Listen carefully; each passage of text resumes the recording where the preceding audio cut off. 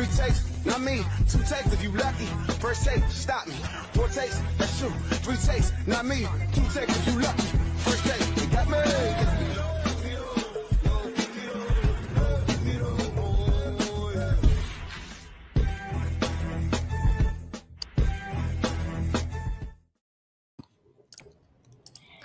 What's up, fellas? So it's semifinals week. We got our guy Stu on for the first time this year. Actually, we haven't seen this guy in forever. How you doing, buddy?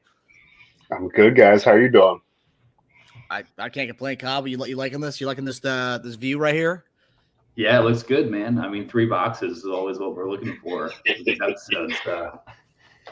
it's nice to have a returning host, actually. So I've been a big fan for a long time. I'm just happy to be back. No notable title. do you know how do we strip all your titles away? I used to be Kamish, and Cobb took that one, and then I don't really know, like 2012 champ. Pretty key. 10-year anniversary. Oh yeah, that's really sad. That's I mean, looking at the accolades when I was trying to find nuggets to put in that little write up. Yeah, I mean it's been a while, man. For you to be in the being like a big game. Yeah, what did you say? 2016. That really made me think. I think since the last time I made playoffs. Oof, that's tough. It's a long time. Yeah. I mean, Cobb built a dynasty and ended his dynasty all that time period. I was taking a snooze. I'm back though. So it's a big week. So it's obviously semifinals week, but there was some news that came out this week in our league. A lot of people were really upset by. People thought it was a joke. Yeah, so that brings us to our first topic: a new owner. And obviously Ruben left the league under weird circumstances. It seemed like he was almost like, I don't know, peeved at the league, and he just randomly just sent a text saying I'm out, and then posted a Facebook thing saying I'm out. It's like, well, that's really weird. Little backstory too. Last year he threatened to quit when we raised the dues. So I said we'll do a tiered system. So we'll do 150 this year, then 170 next year. And he was like, okay, I'm back in. And then the league year ends, and when we're about to go to 170 the following year, he bails. It's like, I don't know. We should just go to 170 and figure out who our next owner was. That's why when usually people tell me I want to be out or else, I'm like, okay, let's get you out then. That's usually why I'm quick on that, because if you're even kind of threatening it or giving me an ultimatum here, it's like you obviously don't want to be in the league that badly. And Cobb was actually one who got mad at me for saying, "Oh, we need to get Ruben out." He goes, "Dude, Ruben's not out. He just doesn't want to go up that fast in price." And it's true. You did. You got mad at me when I was like, we need to find a new owner. Like, well, Rubens didn't say he was out. He doesn't want to jump up the price that much. That's it was also, less than a year after the whole Nick incident, so didn't want to jump the gun so quickly.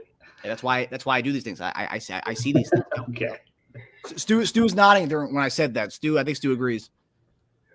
It reminds me of the CP situation where we held the buy-in so low for so long to keep CP in, and then he leaves. But wish Ruben the best. He was I enjoyed having Ruben in the league. Yeah. I'm sad to see him go. Yeah, and I think the one thing I was talking to a few owners as far as the long-term view of the league. I think there's a huge drop-off, and if you just look at drafts of the last few years, not saying Ruben's a bad drafter, I am going to kind of say that, but you look at his drafts, his teams really were pretty bad. He was a very stingy trader. He didn't really like trading that much, and his drafts just weren't good drafts, weren't solid drafts. So I think being like a novice type of the GM fantasy guy can't come in this league. I mean, and think that you can just like your league, Cobb, and you think you can own your team and manage your team like that and be successful in this league. It's not going to happen. So you raised your level a little bit when you came to this league, and that's why you became such a good owner. So I want to talk about the new owner. And so what I want to do is last year when CP left, he had already started the off season, so there's trades going on. So we kind of had to jump the gun and really get an owner in. We brought in my brother. There were some owners who wanted to vote on it and was like, you've already made 3 trades. We have to get an owner in right away. So with this, now we have a lot of time. It's unfortunate that Ruben did it during the right when the season ended, regular season ended, but it gives us time to find somebody and kind of do maybe a process. So what I want to suggest is for the league, For every person, so we have 12 guys in the league. For every person, if they want to nominate someone, they can nominate a person. And then from there, we can do a kind of thing where, people give their background on how many leagues they've been in, how many leagues they've been with people in the league existing. I mean, how well people know each other in this league. So I think that's one thing that Hodge brought up to me, was that I'd like to kind of know the person or have some kind of connection to them. And I will say, as much as we'd like that, we're not in high school anymore. And it's been 10 years since then. And we've kind of pretty much picked out most of the guys that we have some kind of connection with who have connection to the NFL. And we've tried the all Woodson guys and guys we have connections with. So it's going to be kind of tough to check a box where it covers all 12 owners of the league. But again, I want everyone to nominate their person. And then from then on, we can kind of do a voting process. And what I want to do is have each person, whoever gets nominated, come on the Cobb and Dash show for a kind of a live stream interview. And here's the thing too. It's like I told Cobb about the idea. He was like, it might be really awkward. It's like, and we'll let these people know, but like, that's kind of the thing about this league. Cause I guarantee not everyone's going to want to come on this thing. Right. And that's a good way of, they say no to this, then like they're out. Then like, cause if you can't like handle this aspect of the league, then it's okay. Well, you obviously wouldn't have been that good for the BL Plus and the Cobb and Dash show in the first place if you don't even want to come on this live stream that we have. As ridiculous as it is and awkward as it will be, because it's not a 100% thing they're gonna be locked in the league. But if a person says no, they don't want to do that, that's like, okay, well then you're out. Then like we're not even gonna vote on you because you rejected the interview process. It's like not responding to an employer who wants to bring you in on a Tuesday like Zoom call. It's like, okay, well you're out. So what do you think about that? About doing that to try to appease everyone of having a say in the 12th man? I like it. Obviously, we can't interview everyone who, it's probably got to be like a really small pool, maybe like the last person that we think is going to be actually it. But we're not going to check all the boxes. I want them to be engaged. This person is going to have, if they don't know like 3 or 4 people in the league, if they only know 1 or 2, they're going to have to be pretty, extroverted and get to know us pretty quick. Like that's the thing. That's the trade-off I'd be willing to make, right? So he's really good with fantasy who, is all about the BL Plus show, but like maybe only one person knows them, but they're not going to just sit around. That's my worry, is that we're just going to get someone that only 2 of us know, and then they only talk to 2 of us. But yeah, I mean, I feel like the BL Plus should be like a media appearance requirement for all the owners, but we'll get to that later. Yep. Yeah. I think one of the biggest things I'll be looking for, I don't know if I'm going to have a candidate, but I'm just going to be looking for, how they've done, Dash mentioned how they've done in other leagues, but also like how they've done when they've had like losing seasons. Like with Ruben, for instance, it seemed like he just kind of got down because he hadn't had much success, which we don't often see success early on with owners. And he didn't want to go past that, which is disappointing. And like fight to, so I want to be able to see that like these guys are people that we can count on to, not to, just because their team sucks, they're not just going to end it and stop participating. That's going to be like just some way to showcase that and vouch for that would be big. Yeah, and I think by being able to showcase their like their Yahoo records, and also on top of that too, like they may yeah, it's true. Guy just want to drink whiskey with his boys. I mean, yeah, and that's partial blame why his team was so bad. Maybe he was drunk on draft day. But like I do, yeah, and I think like whether it's not one thing is like it's a kind of like a priority of what you want, right? Hosh hadn't even he messaged me saying, "What about Dylan Mobby?" And I don't know, does Mobby play video games with you guys, Cobb? Like, do you Mobby and Hosh play video games together? No, I even talked to Hosh. I was like, "Why did you suggest Mobby?" And he's like, "I don't know, it was just a name." But that's the problem because we're prioritizing people we went to high school with who everyone knows. And it's like I think like Stu said, it gets to a point where like if we get a guy who knows 6 to 7 people or 5, half the league, right? That person's going to have to, especially when it comes to this league, they're going to have to, obviously, once they get in the Facebook page, once they see these live streams, they're going to be like, holy shit, like, man, like this is, I mean, and it's also going to be some of those things, people may not want to be a part of a league that's this active too, because it is kind of like, I mean, it's not, people aren't used to this. So like getting kind of like being in this, and also too, I think you gotta look at like priority, right? Do we want something that we just know who's going to maybe do a 2-year fix? We want to obviously vet this person out and this person wants to come in and it's going to be a long-term person, not a person's like, I think he could be all right for like 3 years at least. We don't have to think about it for 3 years. Like, I don't want that. I really want to set and forget like a second flex guy. I want the guy to be in there and that's it. I don't want to have to think about it all season long, So that's what I want with this person. Maybe these new owners can make that commitment up front. Because we have, like, when you trade future picks, you're locked in for future drafts. These guys can maybe say, hey, I'm locked in for 2 years, 3 years, kind of like a contract. Yeah, they pay 10 year of dues up front. Yeah. No one's doing that. What do you think about that, Stu? I like it. I just kind of have the thought of, whether or not it's worth asking some of these owners right now. Whether it's worth asking some of these owners right now, whether or not they're going to, how long they're going to be in there too. You know what I mean? Because like that's I think one of the most frustrating parts for me about like Ruben things. Like I didn't even see that coming at all. But I think having them do a 5-year commitment is great. But I also like wouldn't hate like a check-in with any owners that we might have some second guesses about it, even if it might be uncomfortable. To be like, hey, like, are you good? Like, are you good for the next 5 years? Because like, if you're not, this is stuff that we want to know earlier than later, so we're not scrambling. But it's really turning into an interview process. Where do you see yourselves in the next 5 years? Let's go. Yeah. Well, yeah, that's where you go owner by owner to. And I think too, like, for example, I know we talked about it. I don't think he watches the show. Adam, the guy, we'll talk about his team in a little bit. And I think he's doing well right now. And I think, who knows, maybe if he was bad again, he had to go back to being a pancaking, maybe he would have quit. But like, I think Ruben, for example, him being a part of your group, Cobb, like you and Adam and stuff, the last of your guys, this was those three, you, Ruben, and Adam. I think Ruben quitting would have prompted an Adam exit, right? But I mean, obviously, that you can actually even prompt to talk to Adam about that with now Ruben leaving and seeing where his head's at on that. But I think Adam is a kind of a mainstay fixture in the league.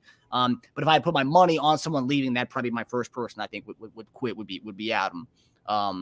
Hopefully not, obviously, because he's doing well this year, and he's been pretty much since he's been in the league since 2017, I think. And my notes here, since 2017, I mean, he's made the playoffs twice in that period, not bad. And he took over a pretty bad team, so like, he's come up a long way with the squad. So like, I think he comes to the drafts too. He comes to the drafts. He's a big fan of the drafts. Yeah. Yeah. And we should talk about whether or not we want that to be into consideration as someone who would come to the drafts, but we can figure that out. Yeah. And also, and Adam too. A cool thing with Adam was he got rid of his Facebook, but he only activated his Facebook for two things: the bowl games that we do and fantasy. And I think that speaks a lot to his character and how where he sees himself in this league. So I'm not that like. The more I think about it, I'm not that like scared that Adam's going to quit this league. The more I talk yourself out of it. I talk about that actually. But yeah, so I already have a guy in mind that I want to nominate. I might have multiple guys, but there's one person in my mind that I want to nominate for this, and we'll do that. I want to really do the owner search when the season's over, just so we can kind of like hone in on that, so we can start the off season like right away when the season's over, and then we can kind of do the owner stuff, and then and also it lets us drag out the Cobb and Dash a little longer by having the owner search beginning and stuff. That's gonna be fun. Yeah, I was kind of hoping. I mean, again, bummed and disappointed that Ruben dropped his news. Kind of wish he saved it for after the season. So we could have had an episode just on that. But had to do it during the semifinals. It's a big time of year, and kind of overshadowed a lot of the games and stuff going on. It did actually, yeah. Because he dropped it during the games on Sunday, right? Yeah, like 1:00 on Sunday. Weird time. I don't know. But I mean, it gives us content for at least that first January and February stuff to be able to interview people if we are going to do this interview process, which is great. That's going to we're going to be able to weed out like the week from that whole thing, like who wants to do that and who doesn't. But all right. Now, Cobb, what do you think? Ruben seems like more of a black and white type. If he says that he's done. I mean, that's what I mentioned to you. I was like, I wouldn't be surprised if he came back on his word, just because it was so weird how he did it. But I understand that that's not what a lot of the owners want. You threaten to be out, even if you just threaten to out, you're out. So, yeah. I wouldn't let him back in. I don't think so. Exactly. That's what I was alluding to. I don't either. But if he like talked to us and had a really good reason before like the end of the playoffs, you know, we probably need like a 3-year commitment from him or something like that. But like, Yeah, and probably I mean that's the biggest thing. I mean, Ruben obviously on paper wasn't good, but he helped with a lot of the other yeah, stuff in the league, setting up the draft board, making sure the trades were in order. We worked on that for like 2 hours, like a few times. Yeah. Well, I remember we did the rule stuff together too. Yeah, and the rule stuff, like he was on it. So that's why I was kind of surprised. Like he was so invested in it. Just that's why it yeah. kind of came as a surprise that he was so ready to quit just after a bad season. And if he is out, he he was in the league for 3 years, 4, 2.5. 2.5. Something If like he is out, like he did. I mean, with the rule stuff and having that kind of like that blueprint out, like which is good. Instead of having to like talk to me or like have a screenshot, like a text of what the rules were. Like it was a good thing that we had that. And he kind of organized that for us, and he left his footprint on the league. His seasons were probably forgettable. His trades were forgettable, but we'll always have the rule book that Ruben laid out for us. So good stuff. All right, so now we're gonna get to some of the fun stuff before we get to the preview of the games. This is the last chug of the regular season was ZT. He sent that to me. He actually sent me. He never sent me a good clean version of it, so I have like a Android to iMessage version of it. So it's gonna look pretty crummy. But it's also very dark too. So this will be interesting for you guys to watch. It's a better chug than he had last time. So that's CT's, he graduated throughout the season. But of course, that's brought to you by our guy, Marcus Berry Fitness. It's almost New Year's. And so you know what that means? It means to call him and get a nice workout regimen for the new year to get fit, get lean, and get mean for the upcoming 2023. So this is brought to you by Marcus Berry Fitness. Another one of my favorite workouts is the seated band row. So what you're gonna do is you're gonna keep your legs straight and then place the band at the center of your feet. Stand tall and keep your core engaged. And then pull back. Pull back nice and tight and then slow on the eccentric. You should feel the tension there in your lats.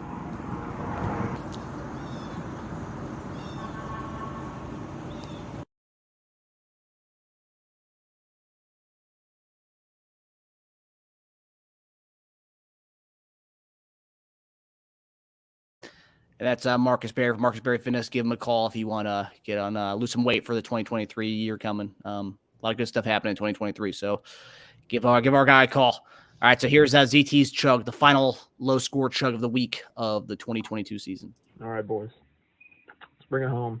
I'm here in the dark. I'm ready to go to bed. This is a great little bedtime cocktail here.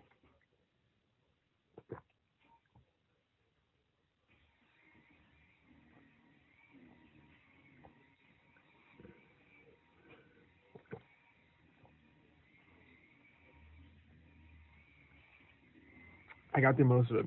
All right. A lot better than last time. Excuse me.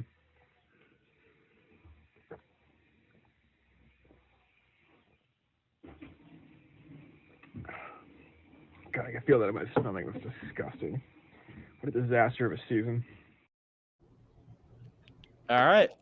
So Cobb, you had a lot to say about ZT's chug his first time around. What do you say about this one? I guess it was better. I don't know. It still seemed like it was over 30 seconds. Not that we're, I'm not dogging his chugging ability, I guess. I guess I am. But no, I'm glad he said it in. It didn't seem like he wanted to do it, and he sucked it up and did that chug for us at night for a little nighttime cocktail, as he mentioned, as he called it. Yeah. Only thing I will say is the lighting.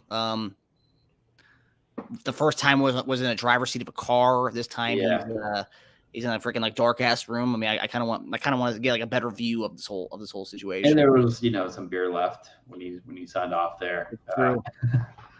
Yeah, you think we? Hey, no, it was looked a lot less painful this time. What did you think, Stu, about ZT's chug? You saw his first one, right? Yeah, it was bad. I don't know. Just I don't know what he's shooting this on either. I mean, no one else had a problem with this. It's fine. Yeah. All right. So we're gonna get to some semifinals week. And I have to say, I think we have probably the best 4 teams in the semifinals. It's not every year you got to say you have the best 4 in the semifinals. And I think this year we do have the best 4 teams. Like the Stu and Adam matchup. You got me and Hotch. Not a lot of history with Stu and Adams matchups. I think I look back at it. You guys have played 7 times in the last 4 years. Adams 4-3 over you. It's interesting though, based on what, so 2017 through 2020, 2017 to 2020, you guys only played each other 4 times. Adam won all 4 of those games. And your last 3 matchups from 2021 to 2022, you've won 3 times. So it's in your favor right now. Yeah, so we're gonna begin with your matchup, Stu, and I'll let Cobb begin with that one, and I'll go second, and then you get to give us your what you think about it, Stewie. Sounds good. Cobb, Yeah. start, buddy. No, it's I agree with you. I think these are shaped up to be the 4 best teams in the playoffs, and like you said, like it's good to see. There's no one that kind of skated by. Or like snuck in that we're like, why the hell is this team here? They all deserve to be here. Unfortunately for Stu, Jalen Hurts news, but that's exactly why you spend $99 on Tua in the waivers. Exactly for moments like this, he was thinking ahead to the semifinals by week 2. He was thinking that. That's how confident Stu was coming into the season. Love to see it. Going matchup to matchup, we got Dak going against Tua. This is a close one. I'd much rather obviously have Jalen Hurts, but I mean the Cowboys defense is good. So like even if you had Jalen, I don't even know if he'd be able to put up. Well, he'd probably put up a decent amount, but I don't think it would have been a boom game for him anyways. Dak against Philly. Philly's defense is solid. I don't think Dak's going to have a big game, but obviously the interdivisional ones are can be difficult. And Tua going against Green Bay. Green Bay has an okay secondary, and I think Tua's going to be happy to be back in Miami after that. They had that road stretch, and they had to play that miserable game up in Buffalo. I think this matchup is going to be pretty close. I kind of want to give the slight edge to Tua, just because of how I think that game's going to go, and being back in Miami. And again, just Dak going against the Eagles. I don't know. I don't see like a huge game. I think it's pretty close. I'll give a slight edge to Tua there. A.J. Brown against Michael Pittman. I'd love to put Michael Pittman in over A.J. Brown because that also helps me with what I get in return with the trade Stu and I had. But I'm going to have to give it to A.J. Brown. A.J. Brown is just way too good. Well, actually, he is playing with Gardner Minshew. Ooh, that's interesting. I'm still going to give the slight edge because I feel like they might just hyper focus him. But yeah, not because I was thinking of Jalen. But yeah, I'll give AJ Brown the slight edge there. Chubb against Pacheco. Pacheco's been solid, but Nick Chubb is rough last 3 games, but he still gets a lot of the volume. I'm going to give the edge to Chubb there. And even though he hasn't looked that great the last 3 weeks. Ingram against Goddard. If it's not going to A.J. Brown, I suspect it's going to go to the tight end. Goddard, is this his first game back from injury? Yeah, it is. I don't know if they said anything about keeping it light for him, but I don't know. I feel like Minshew could potentially focus on the tight end position. I feel like a lot of the backup QBs do that. So I'll give Goddard the edge there. Dobbins against Jacobs. Jacobs has been dominating all year. I think this was one of Stu's best draft picks. We talked about how you hit on a lot of draft picks, and this was one of them. Josh Jacobs has been nothing short of amazing for you. Going against Pittsburgh, their defense, all right. Dobbins came back. He's been putting up numbers, but I would say his runs have looked kind of awkward. Looks rough, dude. Yeah. He looks like he's playing injured. Exactly. So, like, clearly the Ravens are going to run it a lot. And he just looks so bad. I mean, he looks bad running, even though his games look really good. Yeah. These are tough matchups, man. Damn. I'm going to give that one a wash. I think that one's pretty close with just how much they've been running with Dobbins. Their Ravens run game is really good, and then Jacobs is good too. But yeah, I'll give that a wash. McCaffrey versus Swift. I'm going to have to give it to McCaffrey there. Swift has been kind of disappointing this year. He's been up and down. Jamal Williams has been a big part of that, which is unfortunate. But McCaffrey's looked great in the 49ers offense, and Deebo Samuel being out, he just helps that. Derrick Henry going against James Conner. I'm going to have to give it to Derrick Henry there. Going against Tampa Bay, their run defense is pretty good. I'm also a James Conner hater for many reasons, but he's been good. He's been another good pickup for you. I think you got him in a trade, maybe. Yeah. But I'm going to give Derrick Henry the edge there. James Conner should have a good game, but Derrick Henry is a beast. But yeah, I don't. This game is going to be really close, and I think it's really a coin flip. I mean, Yahoo's kind of dogging you right now with the projections, which I'd kind of like that if I was you. I never like being the heavy favorites going into a playoff game. But, I've been picking you all season. I picked you last week. To go to the championship. I'm going to do it again. So I'm locking in Stu for a W here. Let's give it a 140 to 135. I think it's going to be a good scoring game. I like it. Wow. Cobb and I both had you all season long as the favorite to go. Fuck you. Fuck you. Before I think when we looked at your keepers and we saw your drafts situation, we're like, I think Stu's got the chance to have like that. Into it. I remember the early days, but I also remember every week Monday picking against me, finding a way to rationalize picking against me. So you don't get credit. Hey, this guy was just sticking to his preseason thing. I was like, I was smart guy. No, I was just like, actually, I was looking at matchup to matchup. And it was also I wanted the 1 seed. That was kind of at play there. Mm-hmm. This guy had nothing to play for. Like most of the season, that's why Hotch has your team. That's why Hotch is probably going to win the whole thing. But we'll get to that in a little bit. Okay, so looking at the matchup, I think the one thing that really stands out to me is for the fact that this weekend you have like 1 million Saturday games, you only have 3 Sunday games. And the one thing I always love, and anybody who knows me, I'm a big fan of the catch up. And so looking at I'll do matchup by matchup in a second, but Tua Sunday, Michael Pittman Monday, Jacobs Saturday night, Connor Sunday night, and then Zaire Franklin Monday.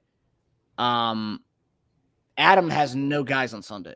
He has a guy tonight, and then he has guys all Saturday. So, like, obviously, based on what Stu's got his receiver, he's got his quarterback. He's got his running back. He's got 2 of his running backs going Saturday night, and then Sunday night. Big chance Stu will be down going into the Saturday night game or even the Sunday games.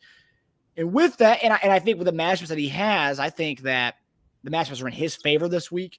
I don't even know why you had the J.K. Dobbins and Jacobs as a wash there. I think Jacobs wins that one. I think that game will be more of a smash mouth game, but I think Jacobs will have a good enough game where that kind of dominates J.K. Dobbins and it's not close between the two. Lamar being out helps Dobbins, though, so I will give you that. But I think Jacobs wins that one. But I'll say, Tua, smart. I mean, the fact that you were able to spend all that money in the beginning of the season and in the end it ends up helping you out. Which it's great. It's why we do these. That's why when people withhold their money all season long, it's like, why'd you do that? Like, you're not keeping that money at the end of the season. It's fake money. But I'll go quickly. So Dak, Philly, Tua, Green Bay. I'm gonna go Tua, Green Bay. I think Miami's gonna dominate that game on Sunday. Also, with that game, Green Bay, Miami's the highest total points. Vegas has set it as the highest total over under of the weekend at 49.5. Second is Chiefs, Seahawks at 49. And then you got AJ Brown, Dallas. I don't know how AJ Brown's going to do with Minshew. I know Minshew's a gunslinger, but I think they're going to be very conservative in that game. And Michael Pittman in LA. Pittman with Foles, man. I think Foles is going to open up some valves this week. I think there's going to be life in that one, and I'm going to give that a wash. I think Minshew will take down AJ Brown a little bit, and I think Michael Pittman will kind of do. I think that'll be a wash that one. Chubb, Pacheco, I'll go Chubb. Evan Ingram and Goddard. Evan Ingram he's been targeting Evan Ingram so much recently. Jets have a good defense, and that game should be kind of a low-scoring affair. Goddard, this is Goddard's first game back. He hasn't played since. Yeah. If I remember correctly, Mitchell wasn't a really big tight end guy when he was in Jacksonville. I don't know. That's an interesting one. I'd probably go Wash, but I'd probably lean slightly Evan Ingram in that one, but not that's gonna matter. Dobbins and Jacobs. I'll go Jacobs, McCaffrey, Swift, McCaffrey. It's unfortunate, man. Swift's good, but like the whole like so many of these running backs get killed for the committees they have, especially that one with Williams, just sniping a lot of those touchdowns. And then Henry and Connor. I'll go Henry, man, but. And plus, Malik Willis playing, that also will help. I don't know if that helps or hurts Henry because the teams aren't scared of Malik Willis. They're just going to stack the box against them. And Houston has a pretty good defense. The run D is really awful, but just stack the box against Malik Willis. They're not going against Mahomes. They're going against Malik Willis. But James Conner, I know I've had Conner. I don't like Conner, but like his second half of this season has been amazing. It's like a 20 every week, which is wild. And plus, Trace McSorley back there. They're going to lean heavily on him. A lot of check downs for him. I think that's a wash for me. I think Hunter Henry and James Conner's going to be a wash for me. Yeah, I think Stu wins this one. I'm going to go 146 to 130. I think it's a 15-point win. I think pretty much what the score is, but reversed. That's what I have. And I'm not trying to this is 100% like legitimate. I'm not trying to reverse jinx anything. I don't like this. Welcome to the show. No, I don't. I don't like it at all. You gave me shit for J.K. Dobbins and Jacobs being a wash, and you gave Derrick Henry and James Conner a wash. It's kind of interesting. You're welcome to do that, but it sounded like you were holding like past like grudges against James Conner. But if you look at his last like 6 games, I mean, his last 6 games, he's averaging a 20, dude. And you got Malik Willis starting for Tennessee. Stack the box, done. What's he gonna do? Nothing. Yeah, Derrick Henry hasn't run against stack box before. Very good. Yeah, well, he doesn't go against Malik Willis that often, dude. That's true. Let's hear your thoughts, Stu. Yeah, let's see what you got. Yeah, I'm scared of Adam's team. I mean, I'll say that.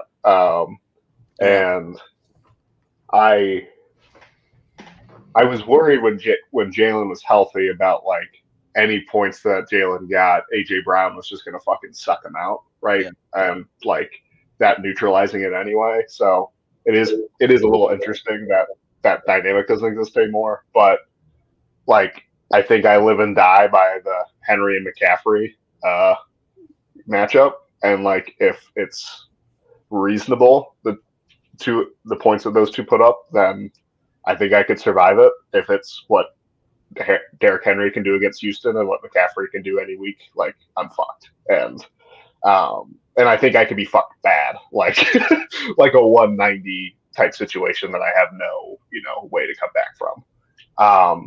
So I'm gonna pick Adam in this one, and I think that the likelihood of those two going off is much higher than it not. And then, not even taking into account, like, if Swift fucking gets a 5, which is totally within the realm of possibilities. Yeah. So, did you get a prediction on that one? I'll give a 171 to 145. That's what I think it's going to be. Wow. Yeah. So you're not. I mean, Cobb doesn't. I'm big on the second half of the weekend comebacks. Like you have a lot of Monday night. I'm glad. I'm happy about it. It will prolong it, and who knows? It might be. We should know. I mean, we'll have a good idea Saturday night what the fuck's happening. So just whether or not like I need Michael Pittman to get a fucking 40 or if I need him to get like a 20, but no, I mean, I think McCaffrey Henry thing is just, man, I could just see that fucking me up so bad. Mm-hmm. Yeah. I wouldn't want to face Adam in the playoffs. Like for you and Hodges matchup, whew, he would scare the shit out of me. Wait, so you're saying, well, but yeah, that's the thing though. So of the two guys that we're going to play, that's why that last game of the season was like, okay, whether I win or not, I'm gonna have to play Adam or Hodges' team, both tough teams. So it really didn't matter. Yeah, that's true. That's true. Yeah, but I mean, mine's I'm more playing with a handicap here because Hodge got fed guys from the guy we're looking at right now. So like, it's tough, man. Yeah. Okay, so all right, so you guys go over the other semifinals matchup, the Dash versus Hodge, what we're talking about. Yeah, this is interesting one. Just quick nuggets for this one. So based on the my history of going against Hotch, that is I have a 9-8 victory, win over Hotch. So I have one win over him in our history together. I thought that was pretty interesting. And the interesting part about that was so Hotch came in a year after we started the keeper. So 2012 to 2016, Hotch had beaten me. Hotch was 6-0 on me from 2012 to 2016. From 2017 to 2022, that's where I got my 9 wins. So I'm 9-2 since against Hotch since 2017. I sent that to him, and he was like, "Oh, you could tell when Mahomes came in." I was like, "Well, actually, 2017 was Alex Smith. 2018 and beyond was Mahomes." But Stu, we'll let you do the honor of going over that matchup. Yeah, let's go. So we got Josh Allen and Patrick Mahomes. I told Dash earlier this week, I think if Mahomes can keep it pretty even with Allen, I think he's in a good spot. I'm going to call this a wash. I could totally see Mahomes having the better game, though. Like, I could see that either of them could score a fucking 40 this week, right? And just it's about which one does and which one scores a 30, or whatever it is. So I'll go wash there. Justin Jefferson versus Amari Cooper. Jefferson, and the gap is big. Dalvin Cook and Tony Pollard. I think that's pretty tight. I like Pollard. He's a Pro Bowler now. I'm going to give the edge to Cook, but I like Pollard, and I think that those could be pretty tight. At the end of this, but just a few points. I could see 23 versus 20 or something like that. Kelsey, I mean, Jesus Christ, Kelsey over Hawkinson, and the margin's going to be large. I'll take Jamar Chase over Elliott, but I think you'll get good production out of the Dallas backs. Combined, they're going to give you a good amount. Jalen Waddle versus Mostert. Let's see. I got to take a look at this one.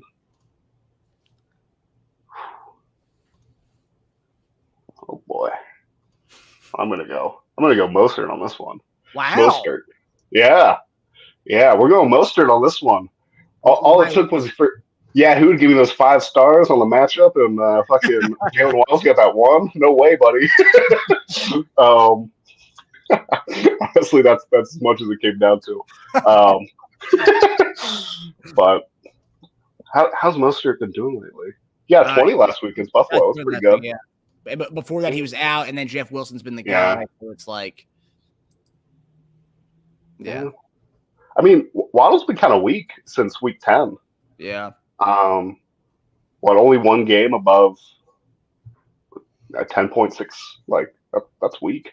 Yeah. So I'll go Mostert there. And I missed Joe Mixon versus McKinnon. I'm gonna go McKinnon, man. McKinnon's been fucking awesome. He's been just getting fucking catches and checkdowns. I could see him just having a sneaky, 20 without even seeming like he's having that good of a game. So, I think Dash is going to make his way back, and I think it's going to be I could see about a 165 to about a 155. Jesus. That's what I think. I'm curious to see what this guy's got stake in this one, because this is kind of like his championship if he gets back to the championship with the Hodges team. I mean, we talked about whatever Tasia just said. Yeah, that's kind of a botch. Last week I had you two in the championship. I'm pretty sure. And I mean, as much as you can keep attaching my name to the Hodges team, that's just gonna make me. If you want me to root against you, I'm not gonna do that. But go to match. I mean, I obviously, as it does every single year, it's gonna come down to that Chiefs game. And the Dallas game this year. Yeah, and the Dallas game. But I mean, it's. I don't think you. I mean, you have Seattle at home, with that offense. I know that's something that if I'm Hodge, I'm scared of, especially when you're talking about just Mahomes and Kelsey stack. Like it could easily be one of those weeks where Kelsey just gets 3 touchdowns and then it's just like, what the hell? I agree pretty much across the board with Stu's analysis. I like the Mostert over Waddle pick because Green Bay's run defense has just always been bad, or at least the last couple of years has been terrible. Mostert looked really good last week, and I expect him to continue that. Yeah, I mean, I'll stick to my guns. I still got Dash winning this one. I think the Chiefs against Seattle is going to be a good game. You just got to hope you don't get ahead too early and kind of take the foot off the gas. It's going to be the biggest thing. But I think a high-scoring game, like Stu predicted, is exactly what you want.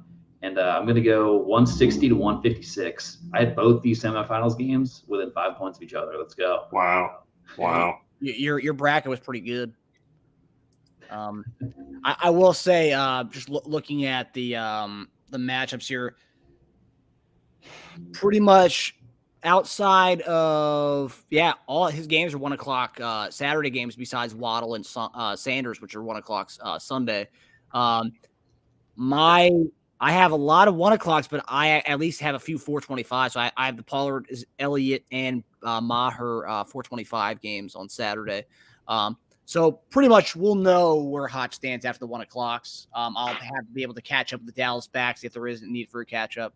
And then if you just look at Sundays alone, he's got Waddle and Sanders, and I have Mostert and Levante David on Sunday. Levante David being, I mean, I'll be furious if it comes down to I'm down by 10 and I have Levante David on Sunday night, dude. I'd be so mad because it's like an IDP guy who's I don't even know how many times he's gotten a 10 this year, but well, that's the thing, man. Is the teams, at least for you guys, and let's say Henry and McCaffrey have normal games that aren't blow up games.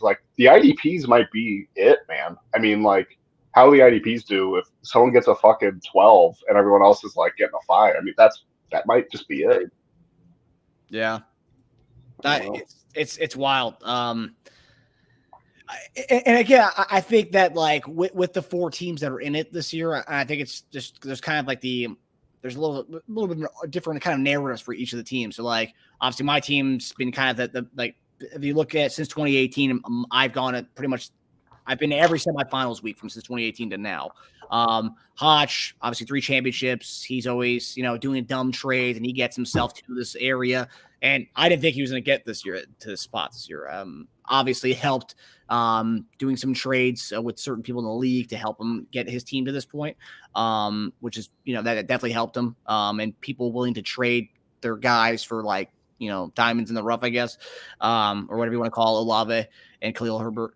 But and then you and Adam, you Pancake King 2 years ago, you did you didn't really do the fathead thing. You had to go do the Pancake King this year with Adam, who also was a Pancake King from this past year.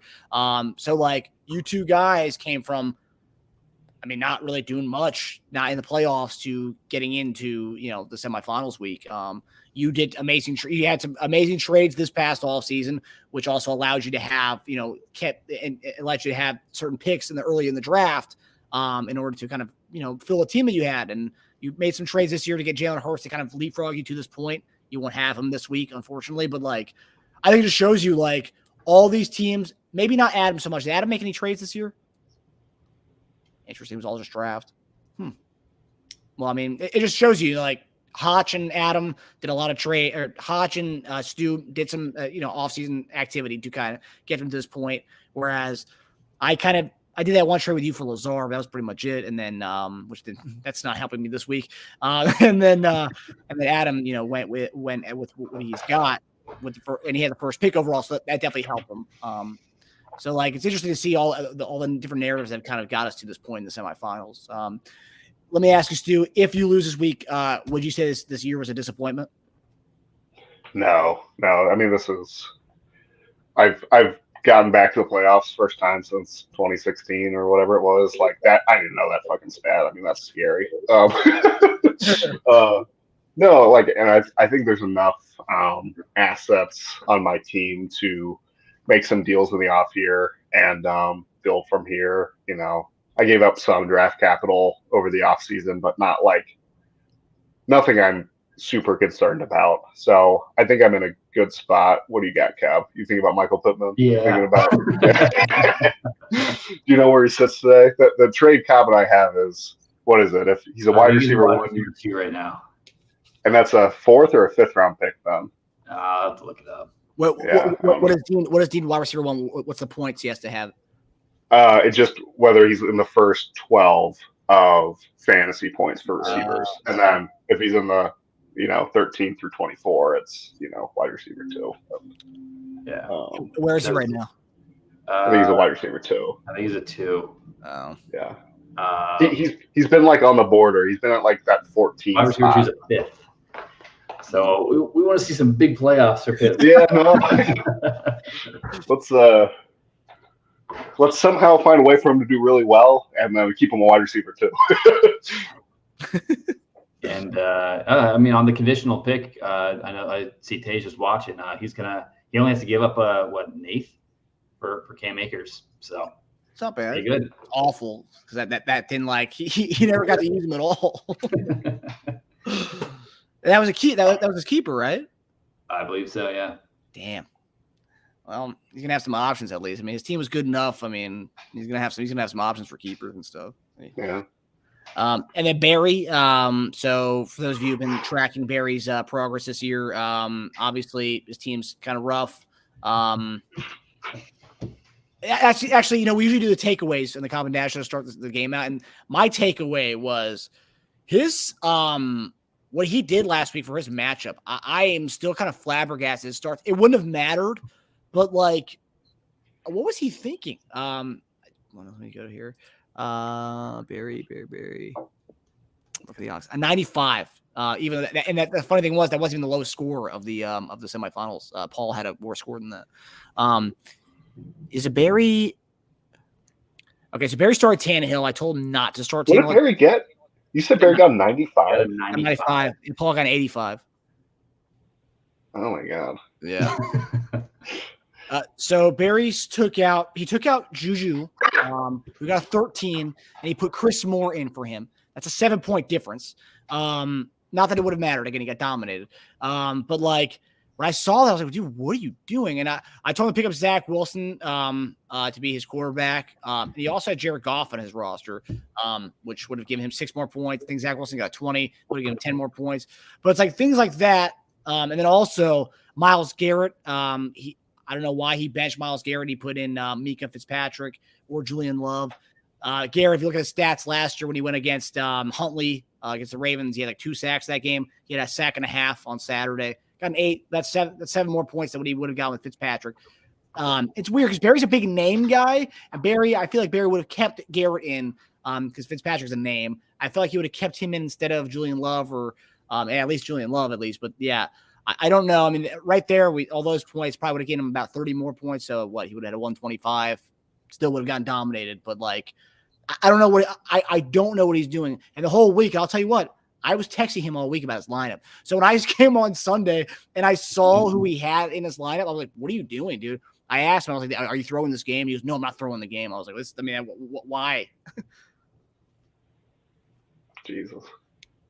Yeah, we saw it earlier in the year with benching Miles Sanders. Miles Sanders didn't do shit last week, but yeah, overthinking it. It just seemed like when Cup went down, just kind of went into full panic mode. And trying to make things happen that just weren't going to happen. I'll say, we give Cap a lot of flack about his trade, but I mean, this one is going to have ripple effects for years in the way that Cobb's won't. This is a bad trade for 2.5 years for Barry. That's gonna, and we might have opinions about whether we would have done Cobb's trade or not, but it's not hurting Cobb for next year. And I just